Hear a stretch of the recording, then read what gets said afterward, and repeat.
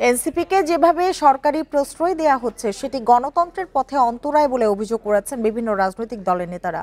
বুধবার বিকেলে রাষ্ট্রীয় অতিথি ভবন যমুনায় প্রধান উপদেষ্টার সঙ্গে বৈঠকে এ অভিযোগ করেন নেতারা। বৈঠকে Ganosamhati Andolon, Bangladesh communist party, AB party, LDP, Gono Odhikar পরিষদ সহ ১৩টির রাজনৈতিক দলের প্রতিনিধিরা অংশ নেন। বৈঠক শেষে ব্রিফিংয়ে সিপিবি সাধারণ সম্পাদক রুহিন হোসেন প্রিন্স বলেন, সরকারের উচিত আগে সুশাসন নিশ্চিত করা। মাইলস্টোন ট্র্যাজেডিতে সরকারের প্রশাসনিক ব্যর্থতা ও সামাজিক অব্যবস্থাপনার চিত্র ফুটে উঠেছে বলেও মন্তব্য করেন তিনি। এছাড়া নুরুল হক নূর বলেন, সরকার এনসিপির বিষয়ে পক্ষপাত দুষ্ট আচরণ করছে। বৈঠকে প্রধান উপদেষ্টা বলেন, সাম্প্রতিক পরিস্থিতিতে নানা রূপে সুযোগ নিচ্ছে ফ্যাসিবাদ। এ বিষয়ে সব দলকে সতর্ক থাকার আহ্বান জানান তিনি।